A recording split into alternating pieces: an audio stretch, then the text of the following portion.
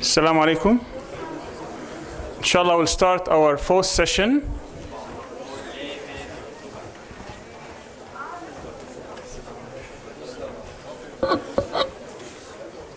And it's titled, Redefining the Role of Islamic Law in the Modern World. Our moderator and discussant is Dr. Abbas Barzegar from Georgia State University. I'm going to call him to the podium, inshallah, to introduce our speakers. Dr. Tariq Ramadan, Dr. Asifa Quraishi-Landes, and Dr. Jonathan Brown. Please, to the podium, to the dais.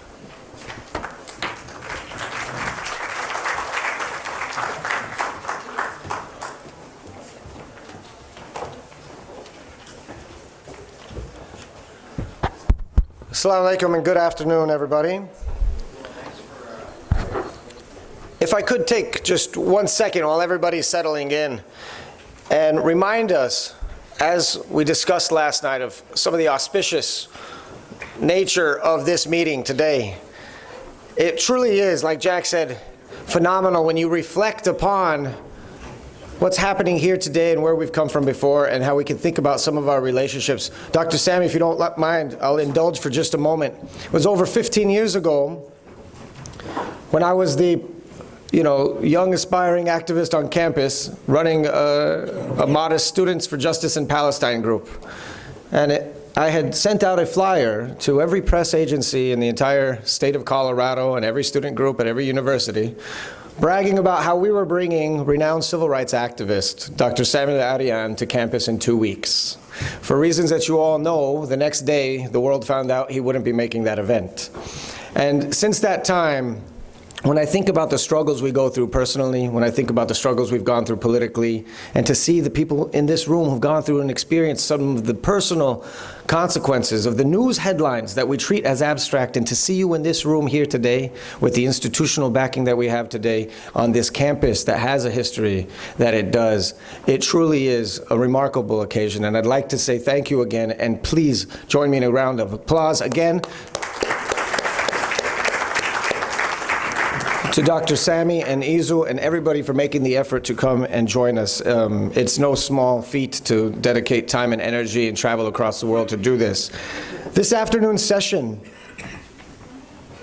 is dedicated to redefining the role of Islamic law in the modern world. And I think that it is a perfect occasion for the timing of the narratives that we've so far discussed. Last night and this morning, you can imagine that we started talking about the theoretical problems that stand before us as we think about our current state. And this afternoon, and later this morning, we started talking about the practical implications of some of those problems. We have the could and the should be, and then we have the is and the reality of our situation. And in Islamic law, we have that exact same type of juncture between the theoretical and the realistic, the should be, the normative, and the practical. And so it's perfect timing that we start today with this panel to bring those two elements together.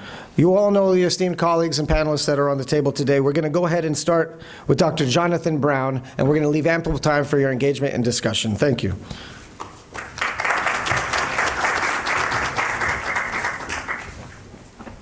Assalamu alaikum. Bismillah ar-Rahman ar-Rahim.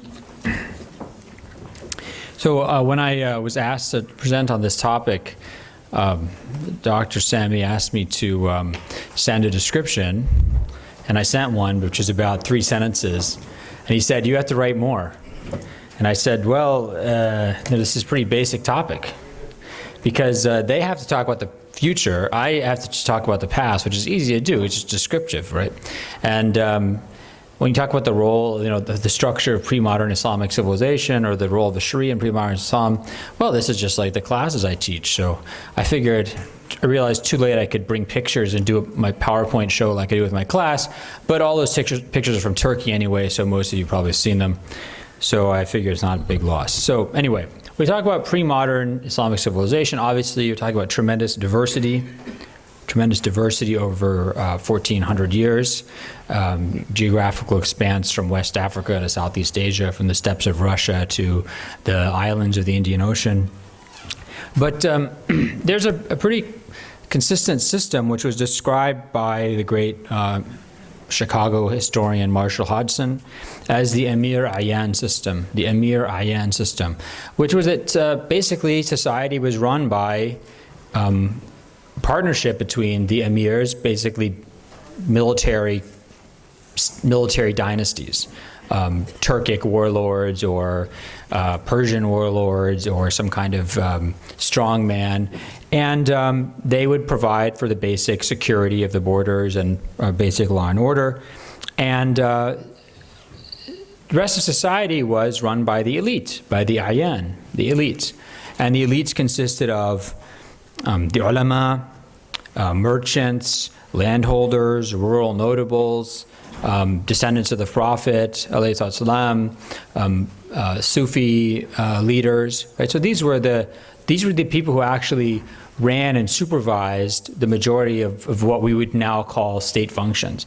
And the emirs, the actual rulers, wali al-amr or the hakim, had very minor role compared to the modern nation state. This is stuff that Awaimer loves to talk about and is frequently brought up today in discussions of the difference between modern Muslim states or visions of the modern Muslim state and the pre-modern Muslim state, which is the pre-modern state, not just for Muslims, for everybody, was a very, very small and limited phenomenon. It didn't really regulate very much of people's lives. It didn't really control very much of people's lives. It oftentimes had very limited geographical reach, either outside the capital cities or outside the great cities of a state, because these states simply did not have the technology and the capacity and the manpower and the administrative ability to really reach into people's lives. And there's if you're interested in this in the Ottoman context, there's a famous story of the slave girl of Pergama. Has anyone ever heard this? No one, not even Saleh, you haven't heard this? You haven't heard this one from Cornell Fleischer? So basically there's this, Suleiman the Magnificent, rahimahullah, he said, I guarantee that, I guarantee justice and peace in my kingdom. And then this one young lady says, I'm going to prove this. And she walks from Pergama, tries to walk to some other city. And of course she's attacked and robbed and everything like that. And she goes and asks for justice from the ruler. But the point is that these states are really not able to, even if you looked, within the geographical, the boundaries of a map of the Ottoman Empire in the 1600s, these states were simply not able to really permeate everything that's colored on the map today. It was really the institutions of life, of law, of civil society were all provided by this elite, or overseen by this elite, the Ayyan. Of course, the most influential and pervasive were the ulama, the religious scholars. Okay, so the system that permeated these societies and defined them and structured them was the Sharia. And it was articulated by the ulama, it was applied by the ulama as judges, as market inspectors, and it was upheld by all the elites of these societies. Although it's very interesting, by the way, I don't know if my fellow panelists agree with me, but in my experience, the word Sharia doesn't actually come up a lot in sources. You more often see the word shara, just shara, which means the law, which is the same thing as the Sharia, but I think it sort of illustrates the omnipresence and the absolutely central role that the Sharia had in the system, which was, they didn't have to say it was sort of God's law or the sacred law, and it was just the law. It was the only law. It was assumed to be there, and it was assumed to be the basis of people's lives. So what was the function of this law? So I'll start with three functions, and these are all actually overseen by the elites, the Ayyan, and most notably the ulama. First of all, of course, like any legal system, the Sharia provided framework for dispute resolution between private parties. So if I go and I kick you in the shin really hard, or I break a contract with you, or I call you a nasty name or something like that, or I try and take over your house, we're going to have some place where we can go to settle our dispute. And here you see the just normal areas of law, of like property, contracts, what we would call torts in common law, or injuries. And these, of course, are the rules for these issues, or to give answers to these questions, were derived from the Quran, the Sunnah of the Prophet, ﷺ, the rulings of early Muslim community, and different types of legal reasoning, and of course, very importantly, also from custom. A lot of the details of Islamic law come from custom, because what is an acceptable agreement in a contract? What's the appropriate mahr you pay? When do we know that a contract is finished? What do we have to do to say that a contract is agreed upon? These things are all defined by custom, and this was acknowledged by the ulama as being absolutely essential to understand the law. Second function that the Sharia provided was that of a social economic infrastructure. So the actual infrastructure of life in Islamic civilization. In fact, one could say that what defines Islamic civilization is this infrastructure. Things like madrasas, schools, right? Things like waqf, the fact that if you lived in Istanbul in 1600 or Bursa in 1600, your whole life from the time you were born to the time you died could be lived through interactions with awqaf, as hospitals, as places for poor people, as places for, Ibn Battuta, if you ever want to read fascinating description of this, he talks about the awqaf in Damascus in the 1300s. There's a waqf for servants who've broken their dishes. They've been sent to do an errand, they break the dish on the errand, and they're afraid to go back to their master so they can go to the waqf and get a replacement dish. There's a waqf for injured animals. So the animals can go and stay at this waqf and they get fed hay and stuff and live a happy life until they die, instead of being put to sleep or something like that. So awqaf for everything, for hospitals, soup kitchens, and of course, very important khans or caravanserais. You can see these in Bursa or any other city in Turkey, even in Safranbolu. I took pictures of the khan there. I can show it to my students. So the places where merchants could have their wares protected, they could sleep overnight happily like a hotel, and then use to sell their wares the next day.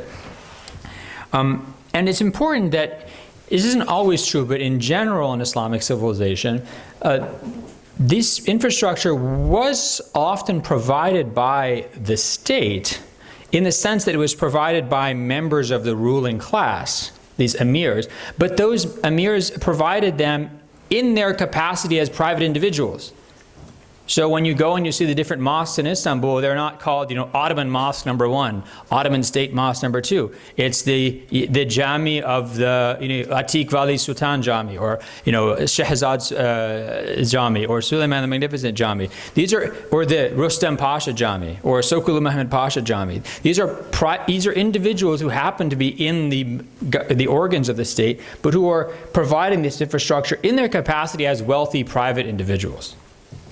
Of course, later on, as you get into especially the later part of the Ottoman Empire, you start seeing more direct state provision. Okay, and 5 minutes? No, you're good. Okay. Keep going. I'm so sensitive to time that. And of course, the third function provided by the elite, by the Ayan, is the moral order. The moral order. This is, of course, maybe more important than legal order.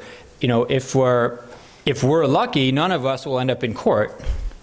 Hopefully if you live a conflict-free life, you don't ever have to go in court in your life, but you're always making moral decisions. You're always getting into moral disagreements and conflicts with people. How do we know what these rules are for resolving disputes? These also come from, or they're certainly influenced by the Sharia, which would, and I just came up with these two terms thinking about it, in one sense there's taqwa, right, which is that you have a moral relationship between you and God, and that you express this through ibadah, through worship. You express this through akhlaq, or ethics, in which you have God consciousness in mind. But the second very important source for this moral order, which was a Sharia legitimate source, was muru'ah, or virtue, which was acknowledged by the ulama to come from custom. So what is muru'ah? It is at-takhalluq bil-amthali fil makani wa zaman. Muru'ah is you act like other people like you in your society are supposed to act.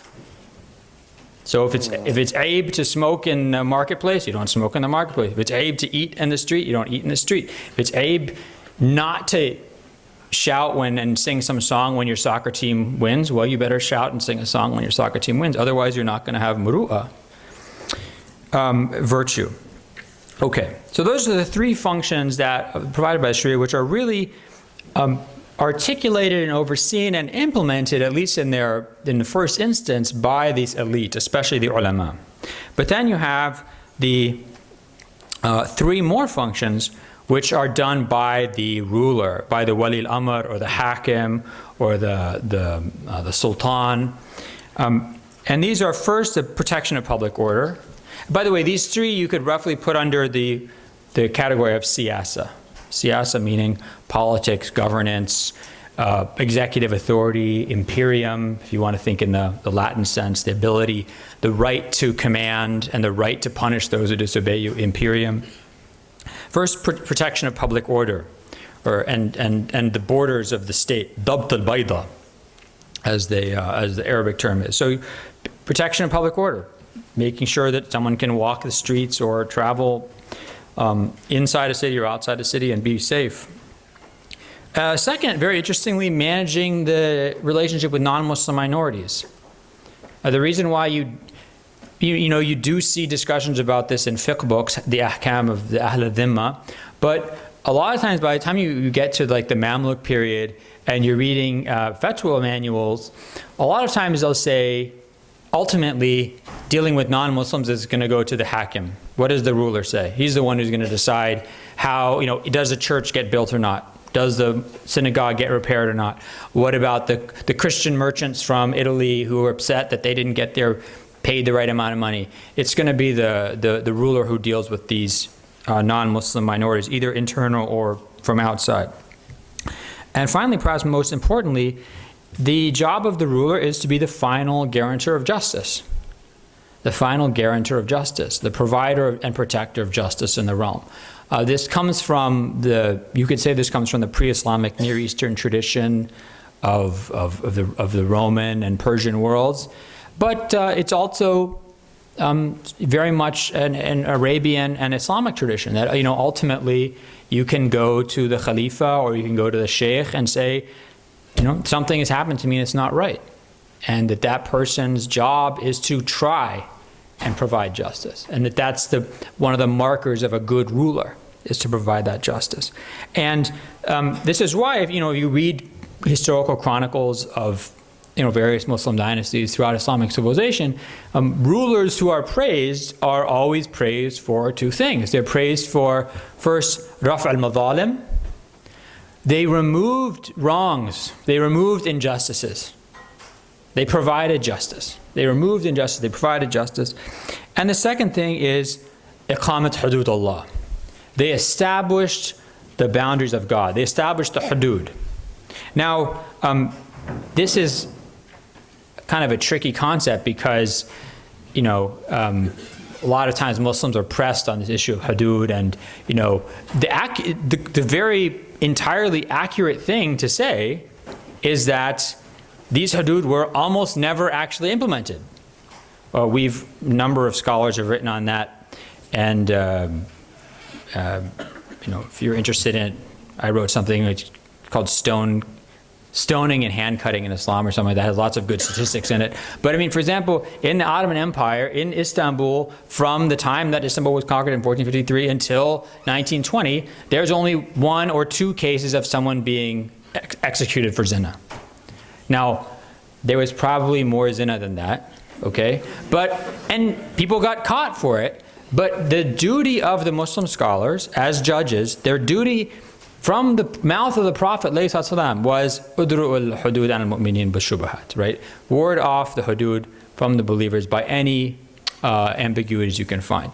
So it's sort of a difficult issue to explain, and a bit ironic that the very thing that rulers are praised for, iqamat hududullah, is also the thing that the ulama as judges were trying so hard never to actually allow to happen.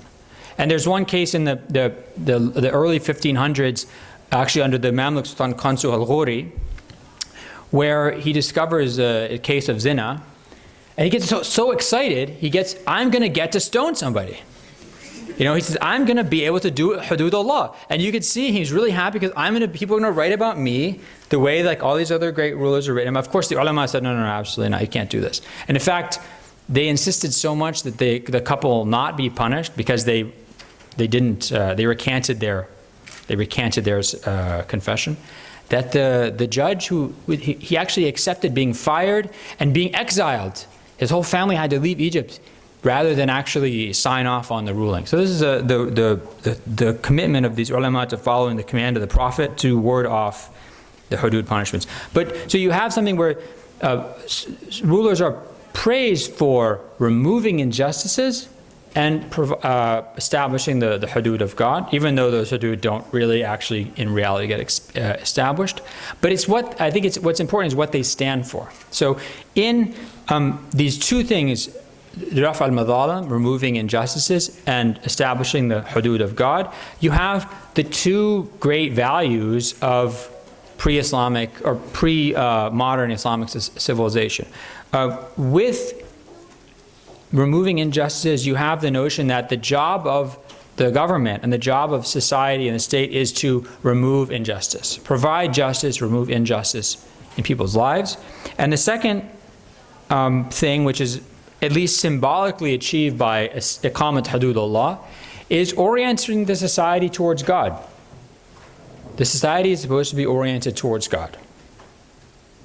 And these are the two main kind of objectives of the pre-modern Islamic state, and something that Muslim states achieved despite the very limited technologies and administrative capacities they had in the pre-modern period. Thanks very much.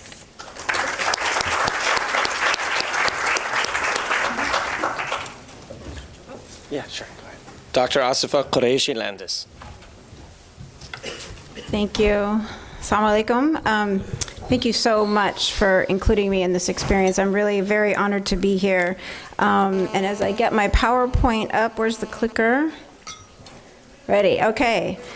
So when Dr. Sami asked me, he picked a topic that I'm excited to talk about because I've been thinking about this for a long time, and I'm getting to try out some of my ideas here with this really wonderful audience. So I'm looking forward to hearing your reactions.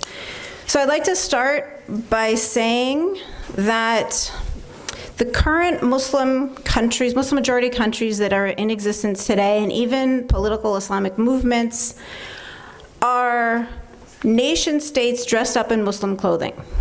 They're not inherently, in my opinion, essentially, structurally, constitutionally, anything that existed before the colonial period. So I'm going to explain why I say that, and I do have a suggestion of how to get ourselves out of this mindset of thinking only through the filter of the nation state that was imported and imposed upon us through colonialism, and it's a proposal that I'm working on, so I'm really happy to hear some feedback. So just first of all, let's make sure I can use this thing. Yeah. So why do I say that? Well, first you have to understand what the nation state is. The nation state is built on the idea of a nation. A nation, in its original meaning, is a collection of people that are homogeneous, really the same ethnicity, the same language, the same religion. And so the idea is that that group of people would have one law that would apply to all of them. That is the idea of a nation state, is that there is a central law, that it's monolithic, and it is run by a singular state. So law is what the state does. We think about this today in the West, throughout the Muslim world. Law tends to be that word that we associate with the government. So it's what the government rewards you from to do or punishes you from not doing. But things that are not what the government is doing, we tend not to use the English word law for. So things like morals, ethics, religious values, in a Western context of law, that's not law. That's morals, ethics, something along the side. That's a problem from a Sharia perspective, because Sharia encompasses all of that. So when you then try to pour in the idea of Sharia and the practices of Sharia into a nation-state construct, you automatically have some problems. Then you add to the fact, this is a poll, Pew poll, he was mentioning polls earlier, this is a very commonly cited one. where the numbers are telling us that the majority of Muslims in majority Muslim countries want something along these lines. I have a problem with how the questions are asked, but nevertheless, they want Sharia as the official law of the land. So that automatically creates a lot of concern from people who are very secular-minded, who are concerned about, oh, does this mean I'm going to live under a theocracy and I'm going to be forced to do things I don't believe in? Or even there is a concern from non-secular Muslims or others that think, well, will the version of Islam that they impose be not different than the one I believe in? So you end up with these political, social tug of war in Muslim majority countries where you're either fighting over whether it's going to be secular or religious, or if it's going to be reform or traditional versions of Sharia that become the law of the land, because again, you're thinking through the nation-state model where there's one law for everybody. But of course, which Sharia are we talking about? If you want Sharia as the law of the land, which one are you talking about? Anyone recognize this? This is the American TV show Chopped. Anyone know? How many know this show? All right, some of you. This is a show where they several different chefs the same ingredients, and they say, go make a meal. And so they have the same ingredients, but they end up with different meals. The reason I give this example is because the metaphor I use with my students is Sharia is like a recipe. It's God's recipe for how to live a good life, how to live your life on earth. But you can't taste a recipe. It's a piece of paper with words. You can only taste each chef's individual interpretation of that recipe, and depending on where they are, high altitude, low altitude, what does the local ingredients taste like, it's gonna taste different, but they're all trying to make the same recipe. Same thing happens when you're talking about, oh, my clicker's not working, there we go. When you talk about Sharia. So this is the historical concept. A lot of what I'm saying is gonna be familiar because Jack just said a bunch of it, but I'm trying to give you a bit more structure. So I do constitutionalism. So this is the idea. So Sharia, as you all know, is the idea of God's way, God's literally street path, and we could call it God's law, the way to live in our lives. It comes from two sources, primary sources, the Quran and the Sunnah. Now they're textual sources. This is the way of the Prophet.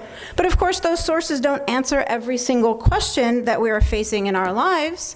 And as we move on in time, we have more and more questions that are not directly answered in those sources.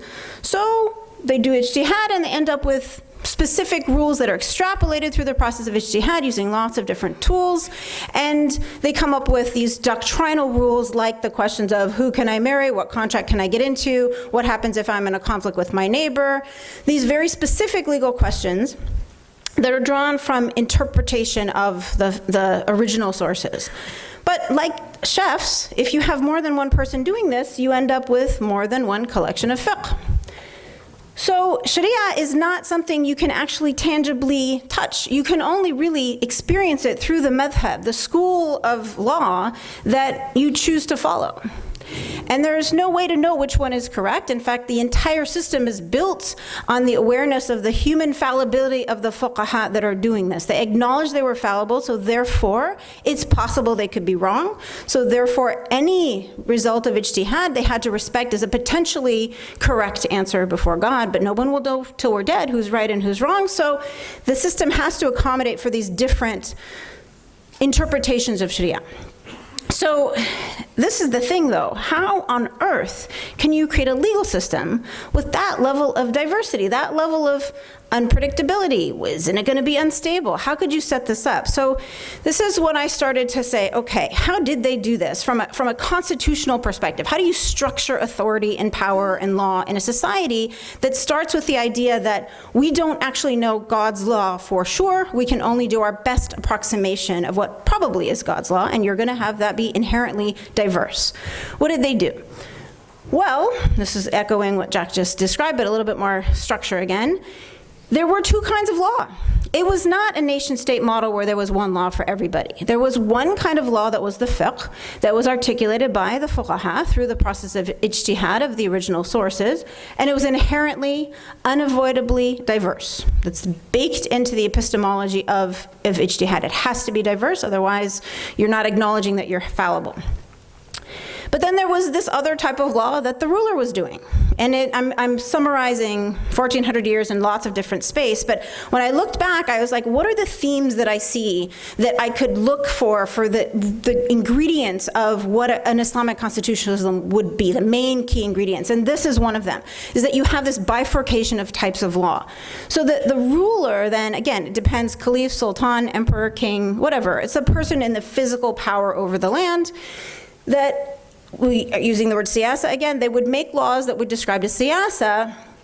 What is the legitimacy of where they're getting their authority? Well, the way historically it was talked about and in practice is that it serves the public good for there to be a ruler that keeps order, does justice, the kinds of things he just said. So the maslaha amma was the justification, the legitimacy that the siyasa laws were based on. That is a very different source of legitimacy than the fiqh. The fiqh was based on ijtihad. As long as it's a result of ijtihad, it's a legitimate fiqh opinion. So they serve two different purposes. So if I think of it as sort of a Sharia rule of law in general, so Sharia is more than just the fiqh, right? The fiqh is addressed to individuals, how do you live your life? But there's also this idea of what should the whole society be doing? And that's the side of siyasa, where it's dealing with the general public needs of the public order. So the kinds of rules that we would think of today that would fit, it's anything that you cannot derive from the original source texts. They were, since the mihna, they were not supposed to be doing ijtihad. That was the scholars, the fuqaha's job. So what kinds of things? Well, like healthcare, health codes, a healthcare system, zoning, traffic laws, regulations of the use of food in the marketplace, things like this.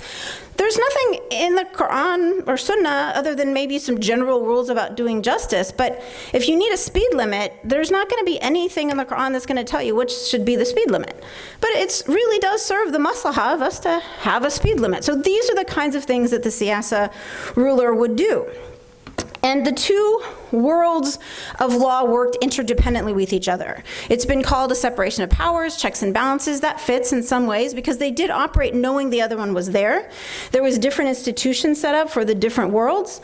So the siyasa tribunals, some of them were mentioned. So you have the muhtasib tribunals, you have the mazalim, others that are really based on adjudicating and resolving siyasa-based issues. And the muftis were your private scholars of fiqh who you would go to resolve a conflict or a question you had. If it got to the point where you needed the power of the state to enforce a fiqh decision, you would go to a qadi who's then appointed by the ruler. So those are just a very summary of the institutions of this bifurcated two arms, basically, of Sharia rule of law in the society. This is extremely different than nation-state conception of law. So moving from what I just described into the colonial period and then into the modern and then today's period, you have the nation-state model is imported from wherever the colonial power was. So virtually every Muslim majority country was colonized, or even it wasn't directly colonized, it was very much influenced in some way to adopt this model. And this model continued through independence. And this is where I get frustrated because it seems people were not constitutionally creative when they went into their mode of independence and independence from the colonials. They kept that nation-state structure, and they still think of law through that nation-state structure, that the law is what the state does, and there's only one. And so when there's populations and movements to bring Sharia back, because the institutions of fiqh were largely destroyed through the colonial time, they still cannot think outside of that singular monolithic box. So how do we bring Sharia? Well, we legislate it. We'll pick some rules from the fiqh doctrine and we legislate it. So we have this permeating idea that to be an Islamic government, it has to be one that legislates Sharia. But again, which one? There's many different interpretations that are equally valid. So what's actually happening is these states are selecting among equally valid interpretations of Sharia, and the population is not even aware that this is happening. And what else happens is that the diversity that was built into the system is off to the side. The population is not even aware that the version of fiqh, the version of Sharia that's been given to them is one of many equally valid choices. And so the population now transforms the way we even think about our own Sharia. We think of it as, the population think of it as singular.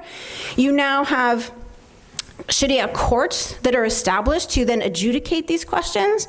And so you now, from the way I'm looking at it, is this is the closest thing we have ever had to a state church in our history. Is you have a Sharia court declaring the Sharia for the entire population. We have never had this. We have never had a church to say which version is the correct one. But now this is what we're very used to. So we've lost that diversity. We've lost the idea that there's several different choices that I, as a Muslim, should be able to choose which version of I would like, hey, I'm a Hanafi. I would like my marriage adjudicated according to Hanafi law, and my next door neighbor is a Shafi'i. Maybe she would like her marriage adjudicated according to Shafi'i law. Well, pre-colonial, that was entirely possible. In fact, it was common. The ruler would appoint qadis of different schools to respond to the needs of the public. That's not possible now. If I go to Pakistan and I say, excuse me, I would like a Shafi'i judge, please. I'm sorry, you're going to have your case decided according to the law that's been legislated for all of us. So this creates more tension than is necessary, because if I want Shafi'i law applied to me, the only way to do that is to force it on all of you. It has to be the law that's legislated for everybody. And this is extremely dangerous. So how about this instead? If you start with a basic idea, I have 3 basic ingredients that I look at pre-colonial that I think can be brought to the modern period, today's period, and still are essentially Islamic, and still capturing the basic concepts of what I think of as Islamic constitutionalism, but adjusted for today. So the first thing is, based on the old idea that the siyasa serves the public good, okay, all state law should be based on the public good, maslaha amma. That should be the source of what makes the law legitimate, of what the state is doing. Now notice, it is not that it is drawn from some fiqh rule somewhere. That's not the basis of why you should legislate it for everybody. Rather, I should be able to convince the society, if it's a democracy, by the way, it doesn't have to be. I can imagine that there might be a king who would do the public good for everyone, but I think it's perfectly fine, and democracy is one of the ways to figure out the maslaha, so we can collectively decide what's our good healthcare system, what's a good tax code, right? What's good zoning to have. And everyone can be a part of that, okay. Everyone, non-Muslim, Muslim, can be a part of that conversation. It's not a conversation about what's the best Islam. It's what's the best tax code, right? So that changes the dynamic. I no longer have to control the law for everybody. The state law is just gonna be what we all agree to. But that sounds not very Islamic so far. It's just public democracy making law. So this is the second piece, is the concept of the bifurcation of fiqh and siyasa. Today, my second prong that I think is the basic concept to build an Islamic constitutionalism today is that fiqh has to be available as an opt-out of state law. So I imagine that the sort of update of this would be the state law would cover nearly everything. So family law, a lot of things that the siyasa didn't used to cover, but I should be able to opt out of that for my own choice. So I, as an Islamic principle of religious freedom, I should be able to say I would like to follow Shafi'i law, not the state law. And the state should facilitate that. This, by the way, is, I think, the best place for reform ideas within the fiqh. Everyone loves to talk about reform. Okay, great. But if you're fighting over reform at the state level for legislation, you're going to be forced to compromise. You're worried about what if you lose the votes next time. I don't find that to be the best location for a robust world of fiqh evolution. I think if you have multiple options of fiqh to opt out of, then those communities of fuqaha will have to respond to the everyday needs of their society, and I can choose which one I want to follow. And by the way, this accommodates for the minority religious communities as well, as we did in the past. It's not an upsetting of the apple cart here to have Jewish community adjudicating their cases based on halakha. That's how we used to do it. It's why a lot of Jewish communities came to Muslim lands, because they could still have their law applied to them. It doesn't change the system because we don't have a singular monolithic legal system. You've got this two-section type of thing. All right. The last one is, so far, what would then protect the society from the siyasa, from making laws that are un-Islamic, right? If all you have to do is make sure that serves maslaha, how do I make sure they're not going to prohibit public prayer, right? If everyone decides that's the maslahah, how do we make sure? Well, so that's the last piece. And that is, what is the check on the state law that's going to make sure it's Islamic? Now, we have these in some modern constitutions. They language like it can't be contrary to Sharia, or sometimes the fundamental, like thawabit, ahkam, things like that. Well, I find that still not that useful, because it still seems to me it's contended and it's not that clear. But we do have a collection of basic ideas that are clearer. There's lots of work still to be done, but all of the schools agree on the idea of maqasid, of the purposes of Sharia. That seems to me to be the logical way to check if the state law is Islamic, is Shari. It doesn't make sense to check it based on fiqh, because again, the fiqh is multiple. So the state decides to have some particular basis for divorce law, but well, it might be the same as Maliki divorce law, but it might not be the same as Hanafi. How do you check based on a doctrine that's self-diverse? Makes more sense to me if all of Sharia serves the maslahah, and if our scholars had identified these 5 or 6, maybe more, purposes of the maslahah, this is of Sharia, the maslahah is made up of these purposes, then that seems to me to be the best way to check if the state's articulation of maslahah is in fact Islamic. So let me give an example. So let's say the state decides to abolish the slavery, let's say, or corporal punishment and hudud, as one of our fellow panelists here famously did a while ago, right? So let's not have corporal punishment in Muslim lands. Well, you might get, hypothetically, some pushback from people who might say, you can't do that. That's against the fiqh. Here it is. Well, hey, look, if it's in the maslahah of the society, much like Caliph Omar radiallahu anhu, who said, I'm not going to apply the hand cutting during a time of famine. That seems to me to be quite the same thing. So if we decide as the maslahah of our society we want to abolish slavery, yeah, it's in the fiqh that there is slavery, but we collectively decided against maslahah. So we're not going to do it. Is that un-Islamic? Well, if you check it by the maqasid, I would say no, it's perfectly Islamic. Is it contrary to the preservation of life, of the religion, of honor? In fact, it's probably promoting honor of individuals' dignity, family, wealth, no. So therefore, those kinds of things can stand for the maslahah. And the way that this works is you're not challenging the fiqh itself. You're just saying, right now, for this society, this is not serving the maslahah. And I think it's perfectly consistent with how Islamic governments would operate previously. And the reason we can't see that is that we think through a lens of nation state, singular, one law for all, and then we have this crazy idea that to make that one law Islamic, it has to match up with the fiqh doctrine. And if you just think about it logically, that's impossible, because the fiqh doctrine itself is diverse. So this is my last point. So this idea that you have to legislate fiqh to make it Islamic is a trap. It's a nation state trap. It has trapped us into these endless fights over who's got Islam right. That is a trap. We should remember that we are the strongest when we learn how to be unified in our diversity. We had a system that accommodated for diversity and still had a holistic system that appealed to Sharia as a general good, but not in its minute details, that diverse communities of Muslims could live collectively with other religious communities. We were never a uniform, homogeneous, ethnic, singular state. Never. All the way back to Medina. So that is our example to the world, if we can remember that. And I think that if you think broadly and structurally about what Islamic constitutionalism is, we can then give some tools to our governments to get out of that trap. Thank you.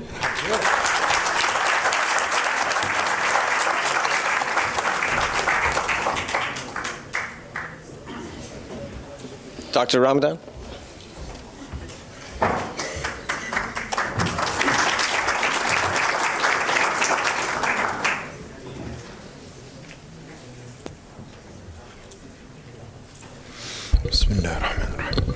Thank you. Thank you for your invitation, and I'm very happy to be here. And as we are talking about, it's a critical topic. It's not an easy one. And I was asked to think about developing a new model for the coexistence of modern state with Islamic law, which I'm not going to give you an answer about a vision. I have some questions, and critical questions, that I think that we have to put in order to get a sense of maybe the direction that we might have to follow in order to get something which is a new perception, a new understanding. And what I will do is to go from our internal discussion, what we just heard now, which is important. We need to get this sense of being critical with our own tradition to understand within our tradition in which way we deal with new challenges. And I will do this and at least ask some questions. And the second is also to have a very deep understanding of what is happening in the West. Because when we speak about the nation state, as it was said, it's important to get a sense of what is happening now and not just try to say, okay, our understanding of our challenges today is how are we going to deal with the nation state the way it is. Why? Because first, the nation state is in a state of crisis everywhere. Nation state is in crisis today, and what we see is the global order is putting some of the rights that we had in the nation state at risk. Anything which has to do with citizenship, anything which has to do with political power is problematized today when we deal with other powers, when we have to deal with this. This very narrow understanding, at the end of the day, the only thing which matters is the relationship between religion and state. This is a simplistic, narrow way of dealing with power today. That's not the main discussion that we have, and we should also be critical towards this, and I will come to this. Now, the second point that I wanted to make so this is my first point, as the first point of my introduction is also to be quite clear in our discussion when it comes to a modern state, a modern nation state is really to be serious about the notion of freedom and the notion of power.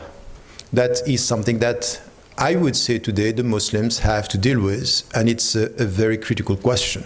I'm not sure that coming from the Islamic majority countries or the Islamic world now, we have a clear answer about the way we deal with political power, economic power, and all the powers, so to speak. So this is one. The second one is we had a quite interesting contribution, even though I was quite critical about some of the points that Wael Hallaq made in his Impossible State. I think that he's coming with something which is quite interesting, saying we might have to think about the paradigm behind the whole discussion. And I think that this is a fair point. He's questioning something which is, now we can discuss his historical account, historical approach, even towards what he's saying about the West or the European, on both. In fact, I would say we have to be critical towards the both analysis.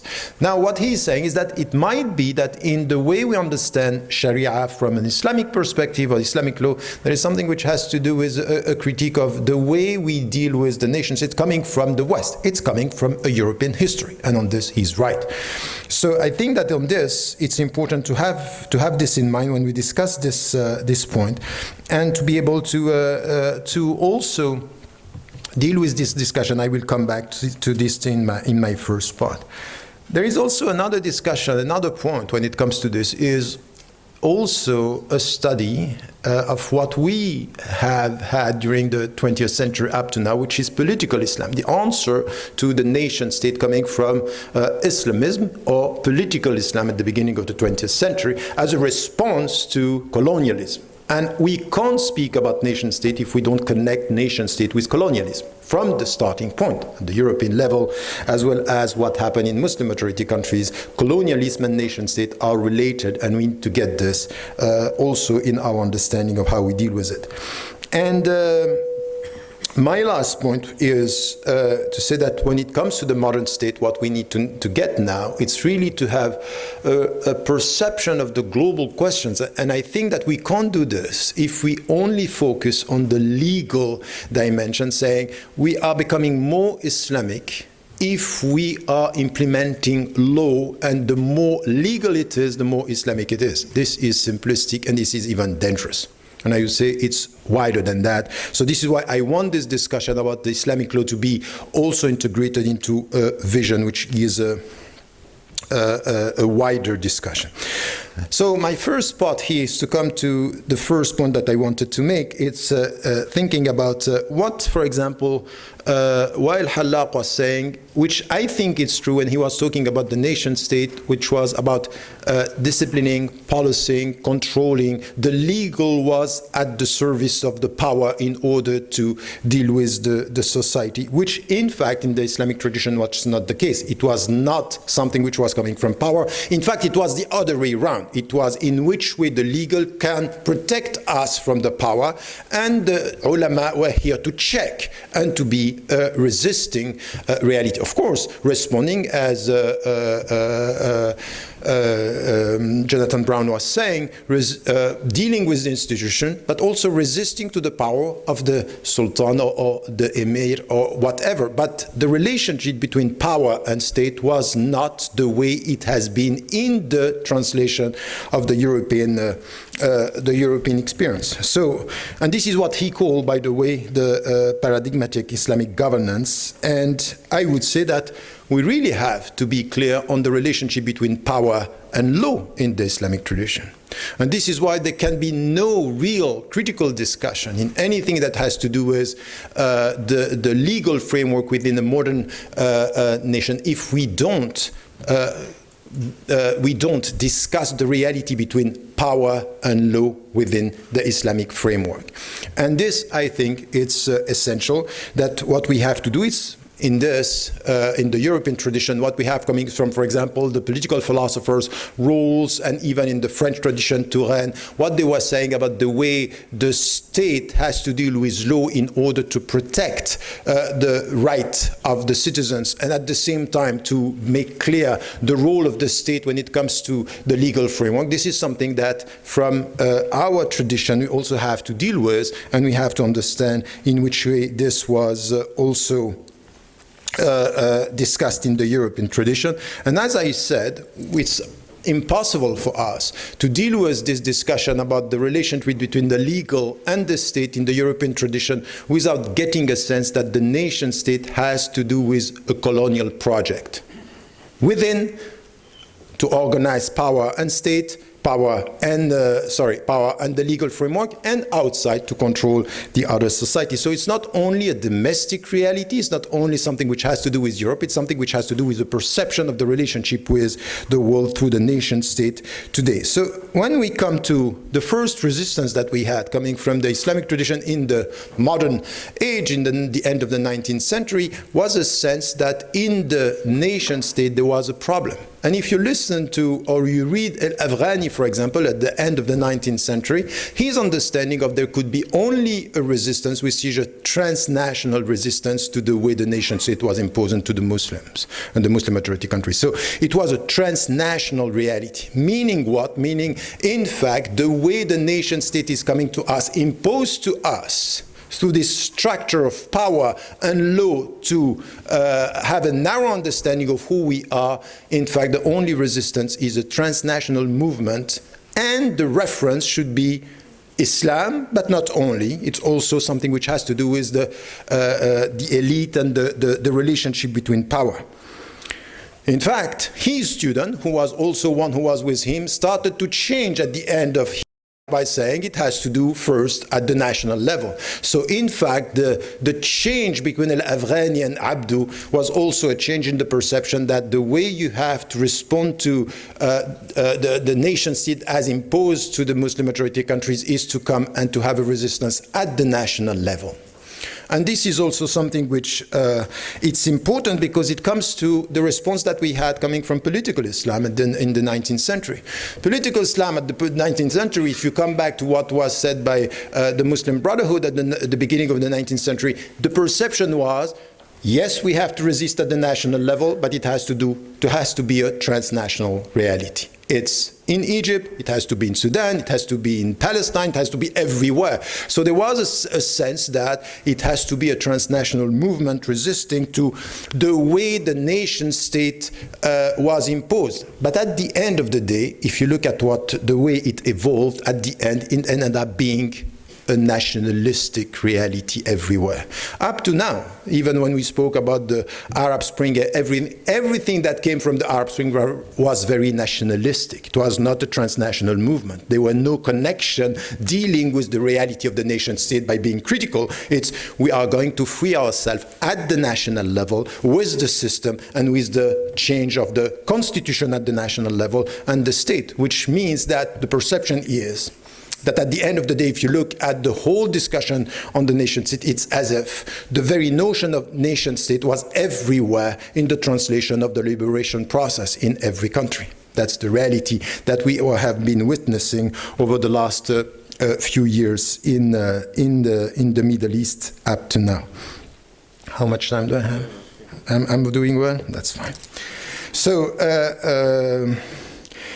that's something that I think that we need to get this in our understanding, that there is now a problem. We have two problems. We have one problem, which is the nation state in itself, in theory, at a theoretical level, it's in crisis, and we don't know how to deal with this if we are serious about civil rights, citizenship, democratic processes, and how we are going to deal with this. And I will come to these points. On the other side, if we come back to the Islamic way of dealing with this, we have an internal theoretical and methodological problem in the way we deal with the nation state. So let me just highlight this, and this is my second part.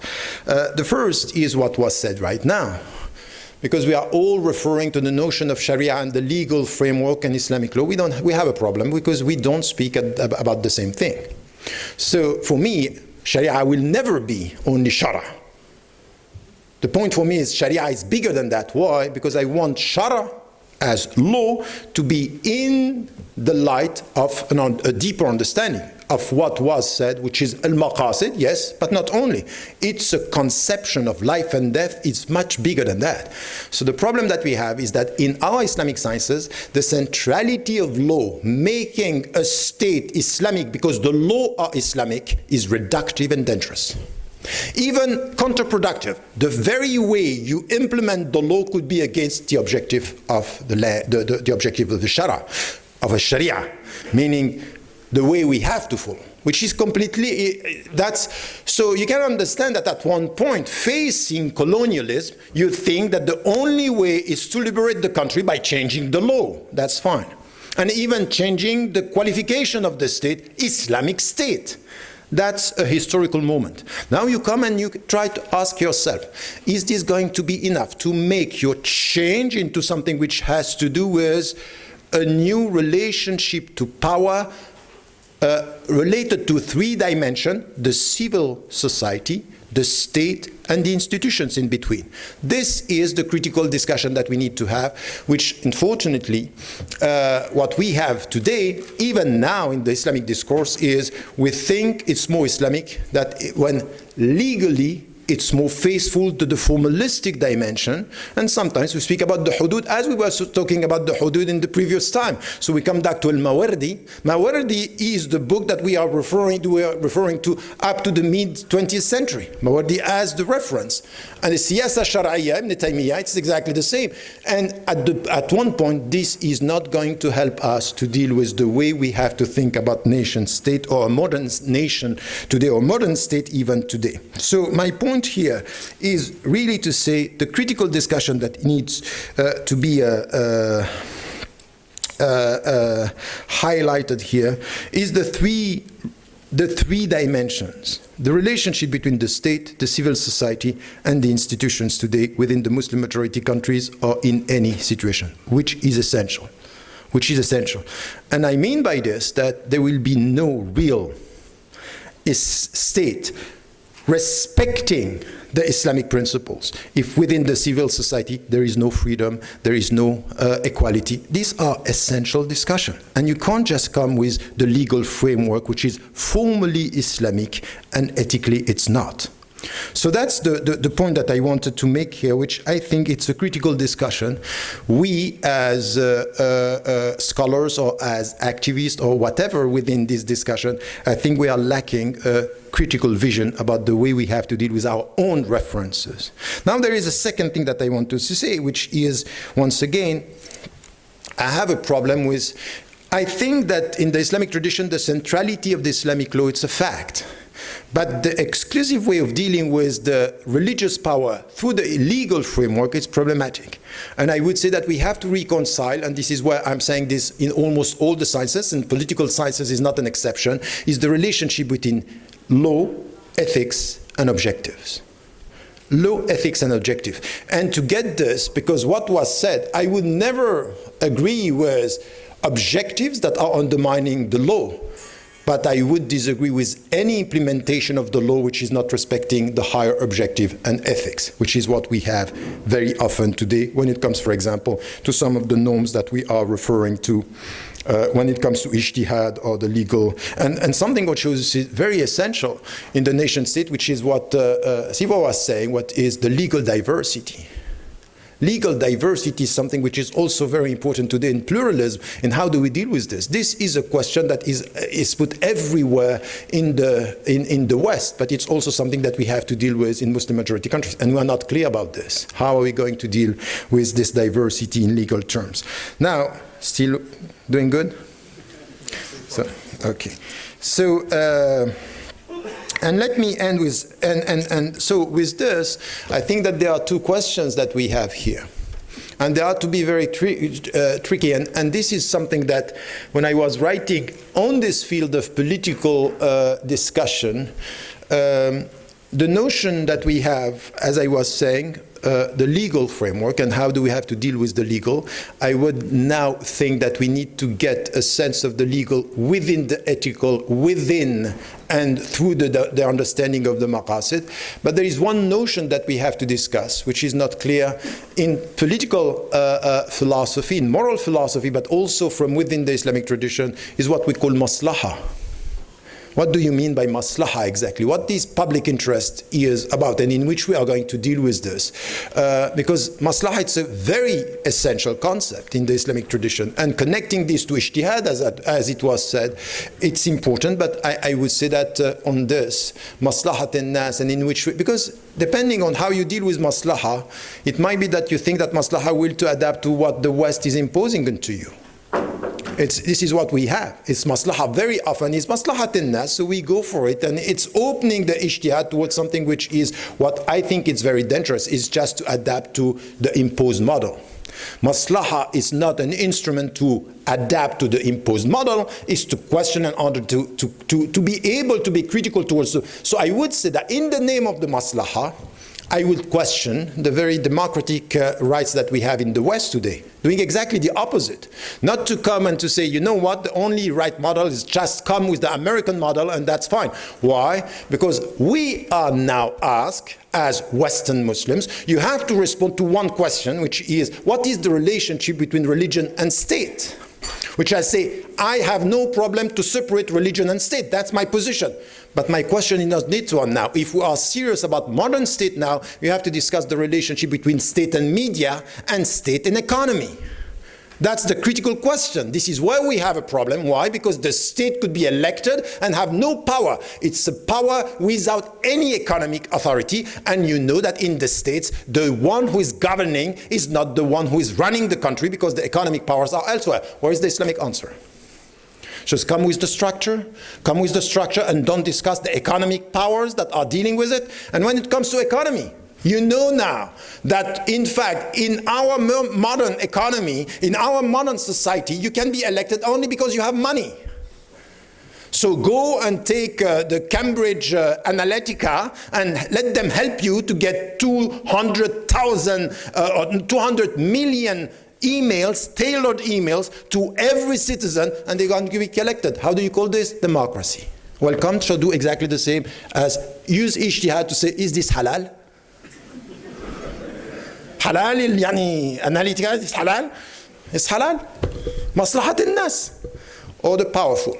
I think that this is critical. This is critical now. The discussion is really about power. It's where are the centers of power. And if you are serious about Sharia, you can't come only with a very narrow legal discussion about how do you limit or how do you promote. Do you have to get with a very deep understanding of the three dimensions that I was talking about. What Trump did was legal, it was not ethical. And then you can look at all our powers around the world, and you can say exactly the same. And the only thing that I understand, if there is a critical input coming from the Muslim tradition, which could be a political contribution, is to make everything ethical and not only legal. So it's a critical discussion about the ethical side of the whole equation. Thank you.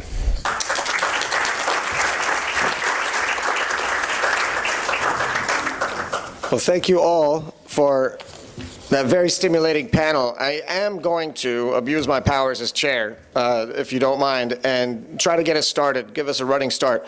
There are two sort of guiding principles that I'm glad we're running through all of the panel discussions, and that is, one, the relationship between law and ethics. You all spoke about that, and it's related then to the second principle, which is contrasting the theoretical to the phenomenal, meaning the could and should versus the as is right now. And I think these two principles are really seen in all of your cases. And so I'm going to start here with Jonathan. I'm going to ask everybody pointed questions, and then we'll open up.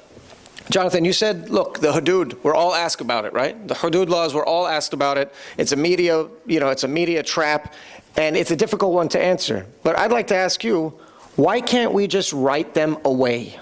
Why can't we just ban certain things instead of, going through this or that? Because we'd be kuffar. I mean, I don't know what the best...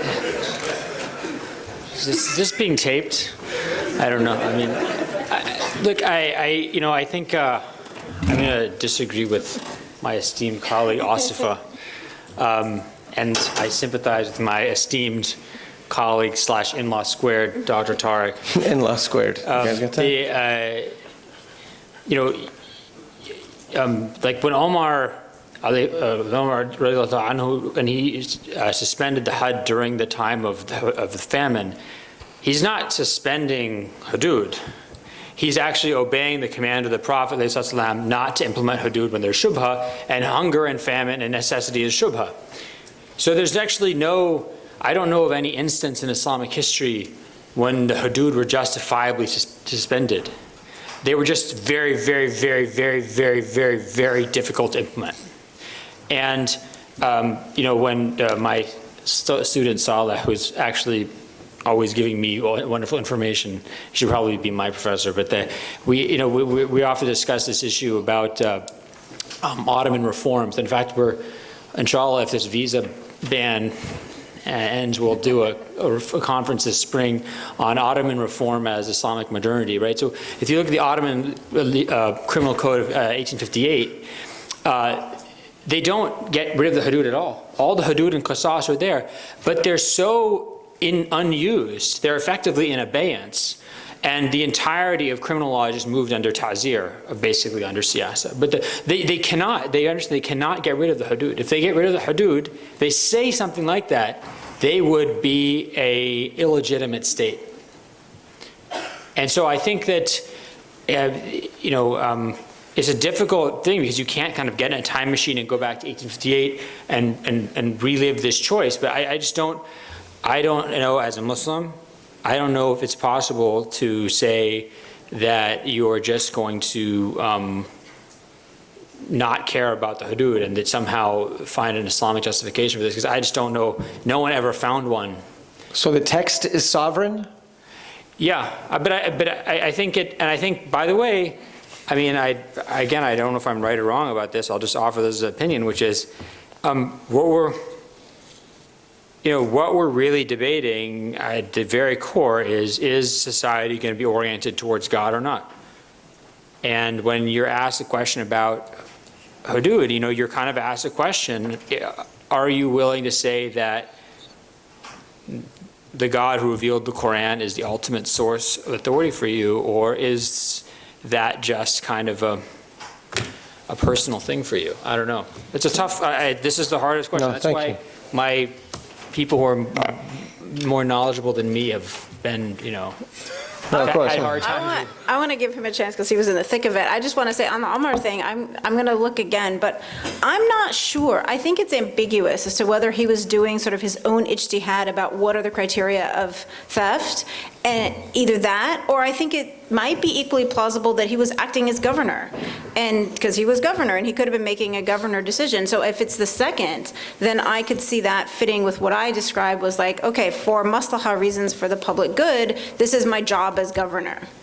That's my take, but I'm going to look again. Sorry, and so I'm hearing from you that he made the call. To not implement it, like we could do the same. So we're not going to honor the And at that rules of time, we didn't slavery. have all the kind of justifications of rukhsa and other things. So he just made the call as a governor, person, as a like, governor. This is unfair for my community Okay, as very governor. good. So in that case, the text is not sovereign. Dr. Ramadan, did you want to comment on this, or can I? Feel free. No, I think that we have to take the text seriously. This is not the question. The question is to take the text seriously means also to understand that the text, and within the text, is not only the literal understanding of the text, is the text has also objectives, and we need to understand that. And understanding the objectives of the text is also to acknowledge one thing, which is it's not reason versus text, is text in the light of reason and reason oriented by the text. And in this, you get a sense that, for example, suspending the hudud is not even, for me, it's not even an ijtihad beyond the text, is really understanding what the text is telling us, that in any way you can use the text to do something which is against justice to the people. So justice is essential here. So you can't get the text without having the overall ethical understanding of the message. So this literalist understanding is betraying the very essence of the text. So that's the point. For me, when I was talking about the moratorium, for example, yes, is really saying, in the name of Islam, in the name of the text, you can't implement, because the very notion of justice, equality, and fair treatment is not there. But you did call for a moratorium, not a ban. It was a cessation. Yeah, it was yeah. a suspension. suspension. Was that for practical reasons, or was that? My personal... No, I'm being serious, because how do you implement that in a Sunni framework? No, but that's a fair question. My understanding of that, the hudud today in our world are not implementable. And I don't like the business of some scholars saying it's almost not implementable, and then you see when the way they are dealing with power, they are doing it against women and against poor people. Because we have to... Rich people. So my position is, the starting point is we stop everything now and we open a deep discussion among the scholars and among even the society, just to see how can we solve this problem, because it is, for example, you can't just go for death penalty when you see the way it works today and the way it's used by power and the way it's completely, when I was in the state, I said, if I would be an American, I would be against death penalty. Muslims came to me and said, you can't say this because Islam, it's for the death penalty. I'm sorry, you can't be for death penalty in the States today, because this is the most unfair treatment of people, and if you are black, poor, and that's not possible. So I think that this is where ethics and understanding the deep meaning of the text is essential. So for me, it's not the text as if the text was outside any context, any human agency in its understanding. I would offer that there has to be an usuli mechanism through which you can make the ethical interpretation of the text sovereign as well. We have to be able to override certain unethical veto powers. Okay, Dr. Asifa, if you don't mind, if I may call you Asifa, excuse me. No, that's fine. I think a lot of us look at the ideal model that you produced there about these fiqh sort of opt-outs of the state law and these sort of voluntary basis recommendations. I think a lot of us look at that as an ideal situation, but we also look at the reality on the ground, and that is the case in many countries, right? You do have these courts, and it's precisely at that moment where the liberal project of the modern state, which is based upon individual citizen, clashes with, for example, the collective-oriented fiqh nature of family law. So and some of the greatest victims of that are women and children who cannot take recourse even under secular law, because secular law says this is a religious law issue. And that goes for Copts, that goes for Muslims. And so I'm wondering, wouldn't it be better, and this is just me being devil's advocate here, to implement mechanisms within the state structure to allow an adjudication process within an Islamic framework, within the state? Isn't there more of a direct pathway to secure some of these fundamental human rights if we have the power of the state? Well, I'm not starting from the perspective of fundamental human rights. I agree a little bit with the conversation that we've already had for the last couple of days, and I'm not taking my values starting from the West. I'm a Western Muslim, but I also have a lot of critique about how those values got articulated. But on the question of what about this opt-out and how does it work in comparison to what's happening now and the topic of family law, for one, the way that it's working, as I understand in the countries I've looked at, it's not operating the way I'm describing. It's not operating with diversity. It has a Sharia court, and that's the court you go to. You're either in the state court or there isn't a sense of the fiqh interacting with each other in a competitive way like the madhahib did, right? You did have a little forum shopping, and I'm not against forum shopping. I think it forces the schools to evolve and deal with questions. So that's one problem. You don't really have the ability to select a maqasid-based interpretation coming from Kyle versus the traditional one. If that happened, if you had all those options on the table for my fiqh opt-out, then I think you would actually find people feeling much more engaged, and I think you could force it to respond if there really is a human rights issue that's not getting addressed. That's not the school people are going to go to. They're going to go to the one that's really handling their problems in a way that's useful to them. The other thing about family law, I mean, I've got a lot of pet peeves on the whole issue of family law. That is a colonial project too. So that's the one area that was left, and it was codified, exactly. and it was frozen. So the evolution I'm talking about was not allowed to happen. It's the one area that was still given to the Muslims, but it was given in such a backward, forced, stultified way that it's actually much more harmful that they left it there at all. So that's my critique, is that it does exist, but it doesn't exist in the diverse way that I would like it to exist, and that it historically existed.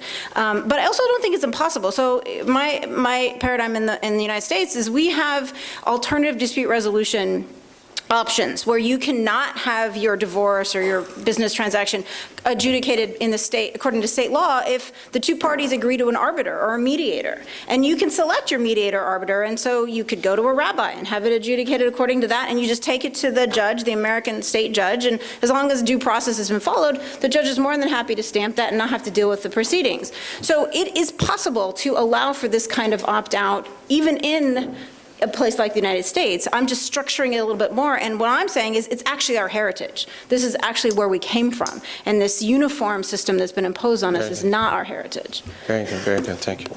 Tariq, again, if I may, some of what you said there about the implementation of a certain law can go counter to the very objectives of the Sharia. Sounded a whole lot like my friend and mentor Abdullahi Naeem's arguments about the impossibility of an Islamic legal system in the modern state.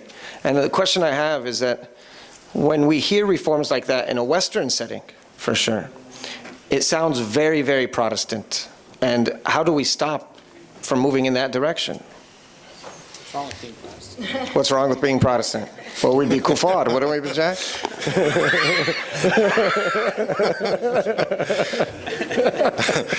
Do you want to respond?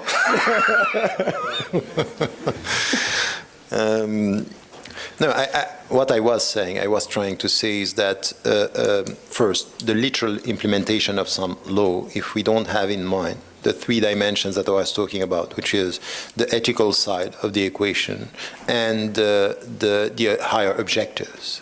It could be that what we have, and we have now literally saying that the only way to implement Islam is to implement literally some of the principles.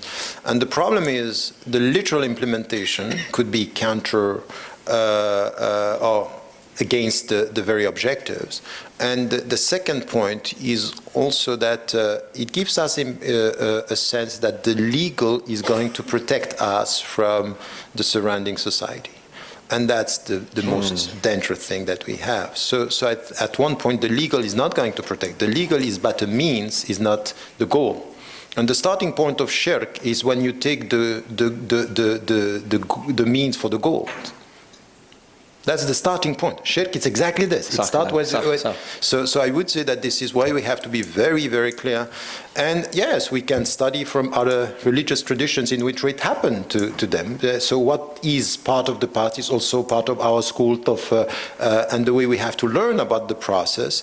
And really, I think that we have to be very deep in our understanding of what is happening now in the West when it comes to the modern state and how we citizens are losing our rights and the whole thing. It's dangerous. It's dangerous. We speak about freedom and we are losing our rights. So we have to be doubly critical towards our societies where there is no freedom for the citizens, and we have to be critical on this in a fair way, wherever we are, in Turkey or wherever. And then at the same time, we have to be very critical towards what is happening in the West for somebody like me, and being also critical in the way we can understand what it means, in fact, to be faithful to a Sharia understood as a message and a way, and not only a very narrow legal framework. Excellent. Thank you. Thank you very much. Now we're going to be turning to question and answers. We're going to ask, of course, that these be asked very quickly, succinctly, and we'll take them in groups.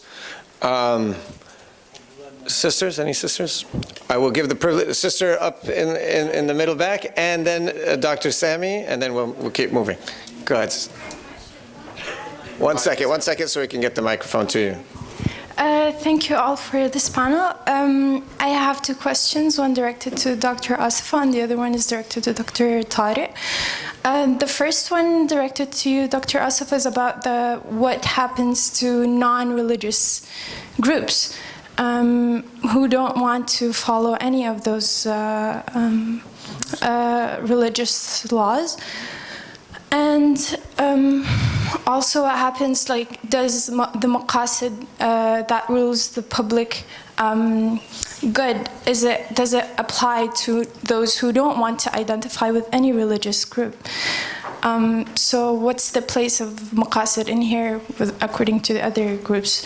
My question to Dr. Tariq is about when we speak about objectives of justice or any other higher objectives, those terms are highly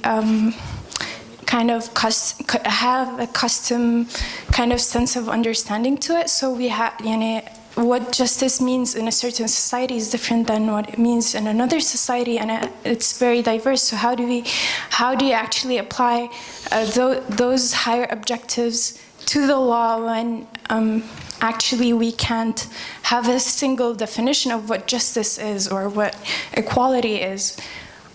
So how does that happen? Very good. Thank you. Dr. Sami, we'll take them together if that's okay, everybody.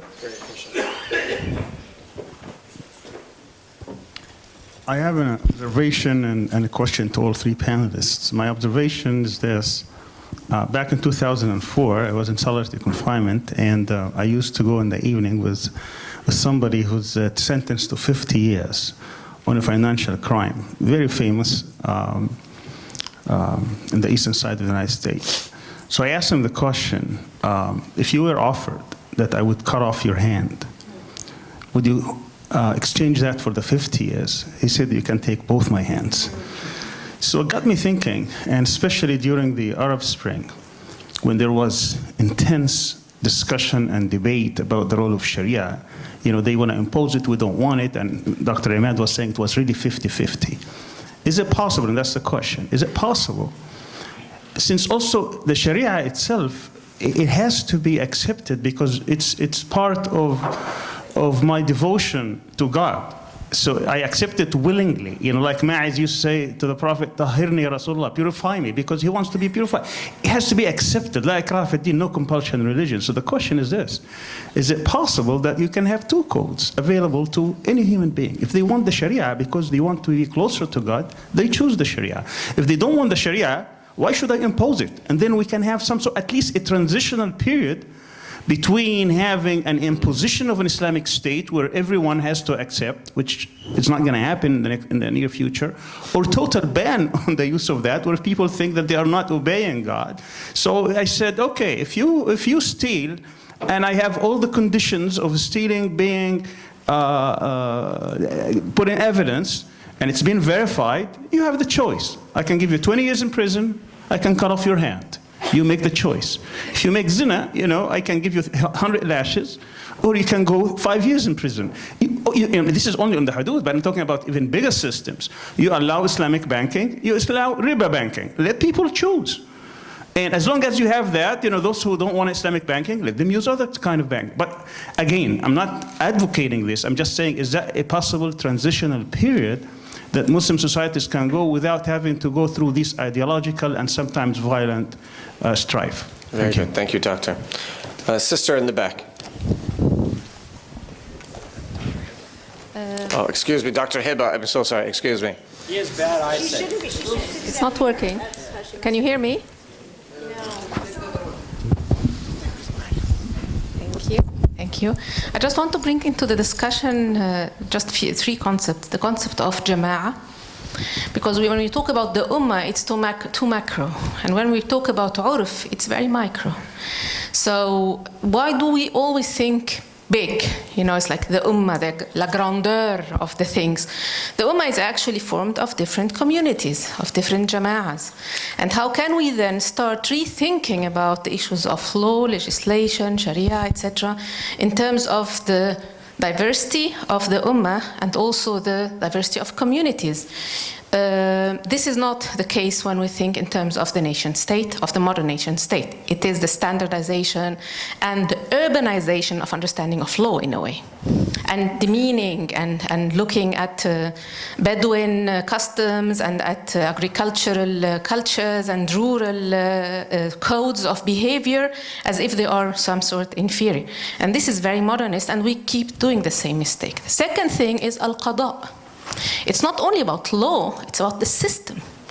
And today, you can, in some countries, barely find a judge who knows Sharia, because the legal sort of education puts Sharia in a very minimal, just one course on Sharia, and sometimes it's elective, you know.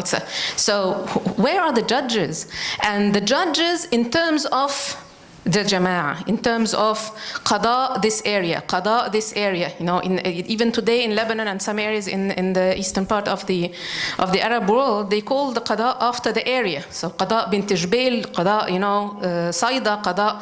So, and these qada, these lawyers, I mean, these legal minds, these judges, also take into consideration the culture of the society, the culture of the area, whether it's an area where there are non-Muslim minorities, and it's not only qada shari, it might be qada madani, but it says take into consideration custom.